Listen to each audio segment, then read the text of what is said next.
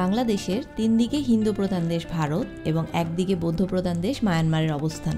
অদূরে নেপাল, ভুটান এবং শ্রীলঙ্কা অমুসলিম দেশ। তা সত্ত্বেও কেন বাংলাদেশের শতকরা 91% মানুষই মুসলিম?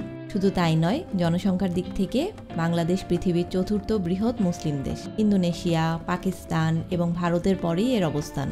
2008 সালের ইসলামিক ফাউন্ডেশন কর্তৃক একটি তথ্যের ভিত্তিতে এদেশে প্রায় 2,50,399টি মসজিদ রয়েছে এবং 2023 সালে UAE মোমেন্টসে প্রকাশিত একটি নিউজ অনুযায়ী মসজিদের সংখ্যার উপর ভিত্তি করে বিশ্বের টপ 10টি দেশের মধ্যে বাংলাদেশের অবস্থান চতুর্থ। তাহলে প্রশ্ন আসে, কেন আশেপাশের দেশগুলো অমুসলিম হওয়া সত্ত্বেও এদেশের সিংহভাগ মানুষই মুসলিম? এই প্রশ্নটির উত্তর খুঁজতে আমি মূলত এই দুইটি বিষয় সম্পর্কে জানার চেষ্টা করেছিলাম।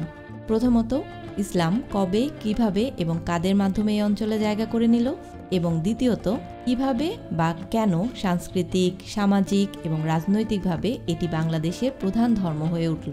বাংলাদেশ মুসলিম প্রধান দেশ হওয়ার পিছনে 4টি প্রধান কারণ গুরুত্বপূর্ণ ভূমিকা পালন করেছে।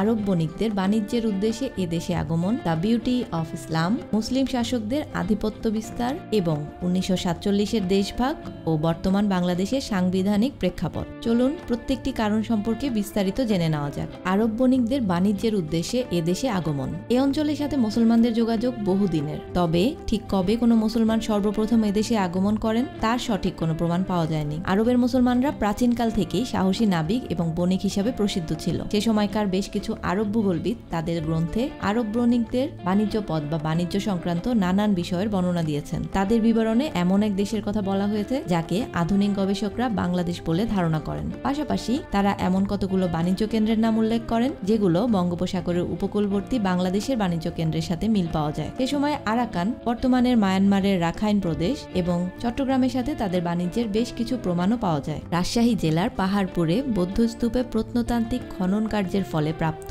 বাগদাদের আব্বাসীয় খলিফা হারুনুর রশিদের আমলের একটি স্বর্ণ মুদ্রা এবং কুমিল্লা জেলার ময়নামতিতে অনুরূপ খনন কার্যের ফলে প্রাপ্ত কতিপয় আরবি মুদ্রাকে আরবীয় মুসলমানদের সংযোগের প্রাচীনতম ঐতিহাসিক নিদর্শন হিসেবে অনেক পণ্ডিতরা মনে করেন। এর মাধ্যমে তারা খ্রিস্টীয় 8ম শতকের শেষের দিকে অথবা 9ম শতকের গোড়ার দিকে এই অঞ্চলের সাথে আরবীয় মুসলমানদের প্রথম সংযোগ ঘটে বলে অনুমান করেন। 10ম শতাব্দীর শেষের দিকে আরবের একজন বিখ্যাত ভূগোলবিদ আল মাসুদি তার মেডোজ অফ গোল্ড গ্রন্থে লিখেছেন, এ সময় তিনি যখন বাংলায় এসেছিলেন তখন তিনি এখানে বেশ কিছু মুসলিম পরিবার দেখেছিলেন।